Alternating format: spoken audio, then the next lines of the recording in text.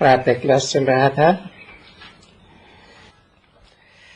28/11/1965 का प्रातः क्लास चल रहा था। बात चल रही थी, अगर कृष्ण ने गीता सुनाई तो कब सुनाई।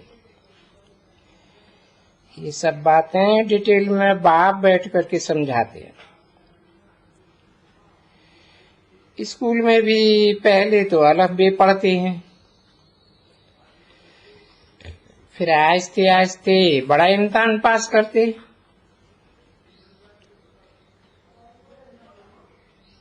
पिछाड़ी की पढ़ाई और पहले अलफ बे की पढ़ाई में कितना फर्क है।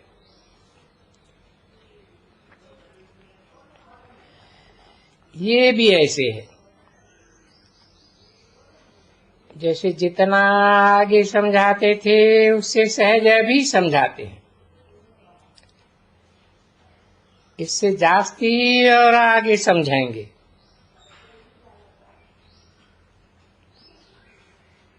कोई भी आ जाते हैं नए तो उनको समझाया जाता है। पहले तो फार्म भराया जाता है,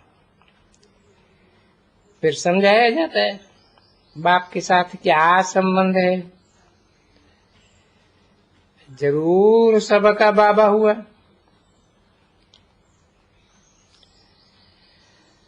परंतु इन बातों को समझने वाले ही अच्छी रीति समझेंगे। जब तक हड्डी निश्चय हो कि बेहद के बाप से वर्षा लेना है। बाप स्वर्ग रचते हैं तो जरूर स्वर्ग का ही वर्षा देते हैं। और ये बात उन्होंने बुद्धि में बैठेगी जिन्होंने कल पहले निश्चय किया होगा।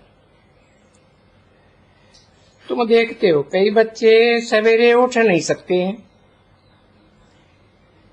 क्योंकि उठने की प्रैक्टिस नहीं है। अब प्रैक्टिस नहीं है तो कितनी मेहनत लगती है।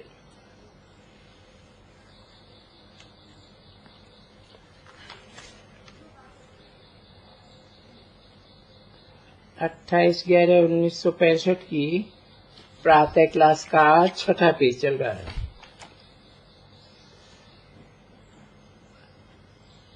बस 15 वर्ष मेहनत करते आए हैं तो भी टाइम पर उठती नहीं है। कम से कम 3-4 बजे तो उठो।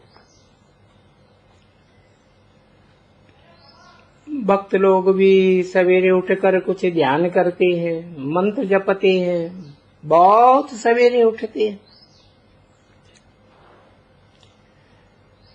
अभी तुमने समझा है, भला वो भक्ति मार्ग में कितना भी सवेरे उठे, कोई का भी सिमरन करें, शिव का करें, हनुमान का करें, परंतु कोई फायदा तो नहीं है। भक्ति करते करते दुर्गति को पानी है। वो समझते हैं हम भक्ति करते हैं बहुत फायदा होता है, परंतु तुम जानते हो फायदा कुछ भी नहीं है। भक्ति है ही दुर्गति मार्ग। बल करे कि कोई कोई के लक्षण अच्छे होते हैं, परंतु उस अच्छे लक्षण से कोई को मुक्ति, जीवन मुक्ति नहीं मिल सकती। उतरती कला होती आती है। लक्ष्मी नारायण स्वर्ग में राज्य करते थे, ये अभी तुम समझते हो। लक्ष्मी नारायण भी दूसरे तीसरे जन्म में नीचे आते जाएंगे, उतरती कला होती जाएगी। आधा कल्प पूरा होगा तो वाम मार्ग में चले जाएंगे, फिर भक्ति मार्ग शुरू होता है। भक्ति मार्ग में कितने ढेर मंदिर बनते हैं। अभी भी कितने यादगार मंदिर हैं। कोई तो टूट फूट भी गए। वाम मार्ग में जाने के चित्र भी हैं। ड्रेस देवताओं की पड़ी है। वास्तव में ड्रेस उन्हों की अलग थी। पीछे ड्रेस बदल आई है। कोई की पाग कैसी, कोई की कैसी, कोई का ताज कैसा, सबका अलग अलग होता है। किन की ड्रेस कैसी होती है, किन की ड्रेस कैसी। ताज पहनने का भी अपना नमूना होता है। सूर्यवंशी राजाएं जो बनते हैं उनकी पहरवास अपनी अपनी होती है। सबका एक जैसा हो नहीं सकता। ये फलाने की पगड़ी है, बाबा ने साक्षात्कार भी किया है। द्वारकाधीश का उनकी पगड़ी टेढ़ी है।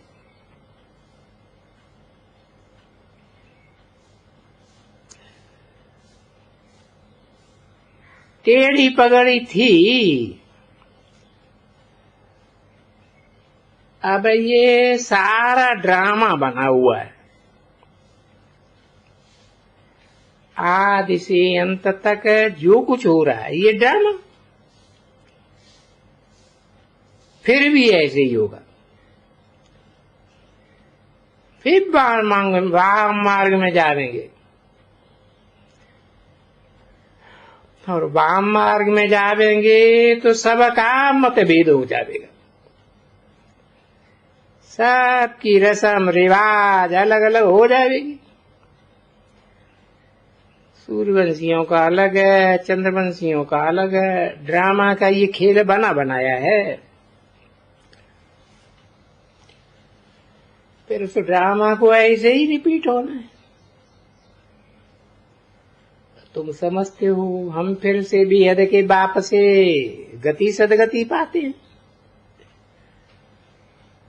बरोबर पुरानी दुनिया का विनाश भी होना है। अब बेहद का बाप राजयोग सिखाए रहे। दुनिया में ये थोड़े ही जानते हैं कि राजयोग कौन सिखाते हैं। तुम बच्चे अब अच्छी रीति जानते हो और तुम्हारा बाप के साथ लव है। सभी का एक जैसा तो हो भी नहीं सके।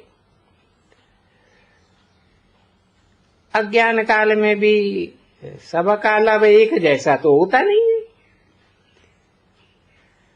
कई बच्चे तो लोभवश कहेंगे, ऐसे कहेंगे कहां बाप मर जाए तो हमको प्रॉपर्टी मिले। अब यहां शिव बाबा को तो शरीर है नहीं। बाबा तो अविनाशी है और ये लोन पर लिया हुआ है। तुम जानते हो हमने पूरे 84 जन्म लिए। बाबा तो पुनर्जन्म नहीं लेते हैं। इस शरीर में प्रवेश करके आते हैं क्योंकि विख से पैदा होते हैं। तो बाप फिर भी कल पहले मुआफिक कहते हैं मैं साधारण तन में प्रवेश करता हूं। जरूर अनुभवी रहता होगा ना। कोई बहुत अच्छे एक्टर्स होते हैं तो उनको इनाम भी अच्छा मिलता है। ऐसा ये भी बाप का रथ गाया हुआ है। ब्रह्मा द्वारा स्थापना। ब्रह्मा को बूढ़ा दिखाते हैं। ये है प्रजापिता ब्रह्मा। विष्णु और शंकर का रूप ही अलग है। ब्रह्मा का रूप बिल्कुल ठीक है। बाबा ने इनका नाम रखा है प्रजापिता ब्रह्मा। 28/11/1965 की प्रातः क्लास का 7वां पेज। इस प्रजापिता ब्रह्मा ने पूरे 84 जन्म लिए। तुम भी कहेंगे हम सब ने 84 जन्म लिए। अब 84 जन्म पूरे हुए हैं, तब हम आत्माएं आप से पहले पहले आकर मिले। हमारी राजाई फिर से स्थापन हो रही है। समझाना भी पड़ता है, हे परमपिता परमात्मा, हे भगवान। तो भगवान जरूर बाप को समझना चाहिए ना। मनुष्यों की समझ में नहीं आता है कि सभी आत्माओं का निराकार पिता है।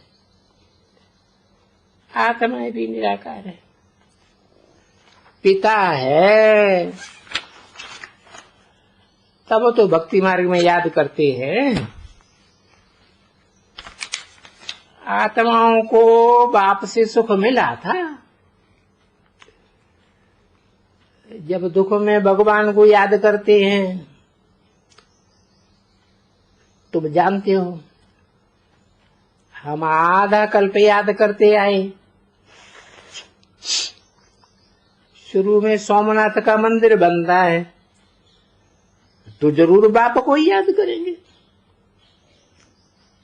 जानते हैं ये बाप का मंदिर है। पहले पहले बाप ही ठहरा, बाप ने ही वर्षा दिया है, इसलिए पहले उनका मंदिर बना है। तुम अभी बाप के वारिस बने हो। बाप विश्व का रचयिता है ना।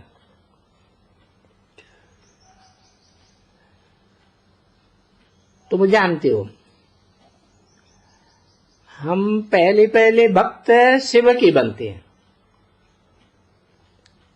सबकी सरगति करने वाला वो है। वर्षा तो उनसे ही मिलता है। बाकी जो भी है उन्होंने क्या किया, हम उनकी पूजा क्यों करते हैं? वो तो 84 जन्म लेते हैं, परंतु ये भक्ति भी बेविचारी होनी ही है। आधा कल्प के लिए सामग्री चाहिए ना। सत्य को त्रेता में इसे सामग्री की दरकार ही नहीं है। ये सब बातें बुद्धि में धारण करनी है। इसमें बुद्धि का काम है। ज्ञान तो अथा है, तुम लिखते जाओ, कागज भरते जाओ, पूरा ही नहीं होगा। वास्तव में तो कुछ भी लिखने की दरकार नहीं है। बुद्धिशाली में है तो झट धारणा हो जाती है। बाकी ये किसी को सुनाने के लिए नोट्स लेने होते हैं, कोई पुस्तक आदि रखने की दरकार ही नहीं। हमारे किताब पिछाड़ी में कौन पढ़ेंगे? औरों के शास्त्र आदि तो चलते चले आए हैं, पढ़ने वाले हैं। तुमको तो पढ़ना नहीं है। प्रारब्ध मिल गई, आधा कल्प कोई शास्त्र आदि की बात ही नहीं रहती। ये ज्ञान ही प्राय लोप हो जाता है। शास्त्र सब खत्म हो जाते हैं। पहले पहले किसी को समझाना ये है कि तुम्हारे 2 बाप हैं। जिस्मानी बाप तो है, तुम उस बाप को याद करते रहते हो। गाया भी जाता है, सुख में सुमिरन सब करें।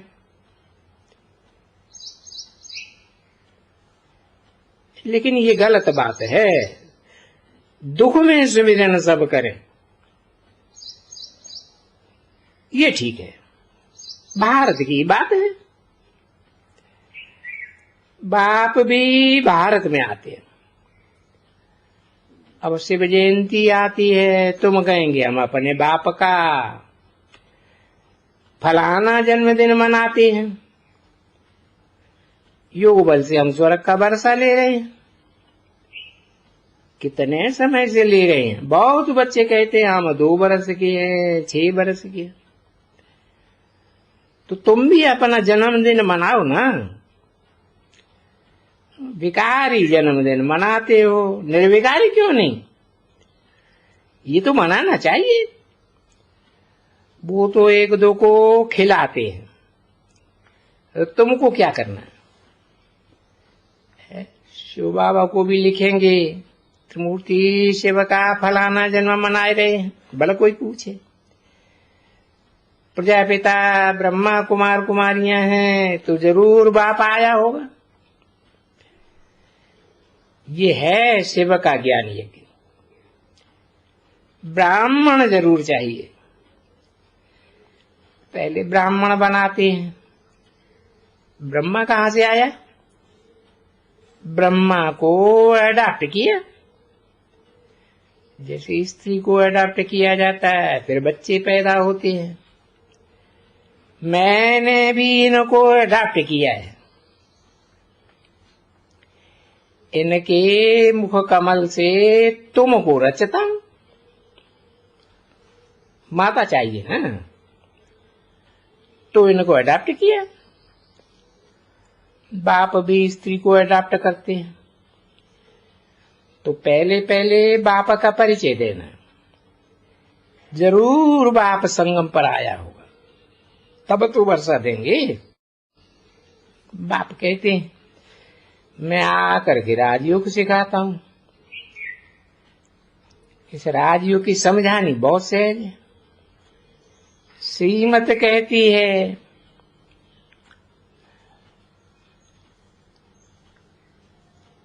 मनमना भव, याग से तुम सदैव निरोगी बनेंगे।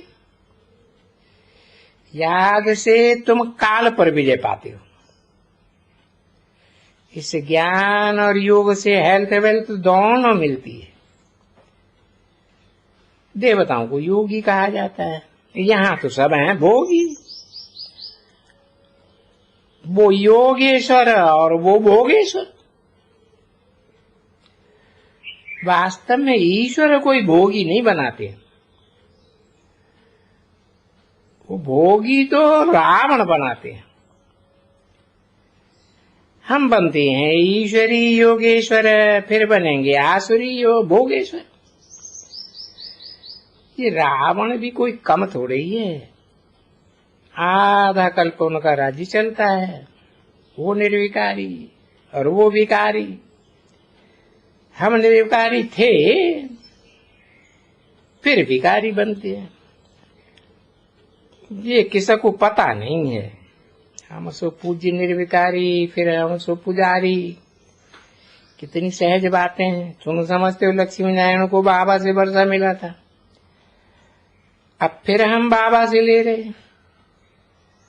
रावण को बाबा नहीं कहेंगे, वो तो हमारा दुश्मन है।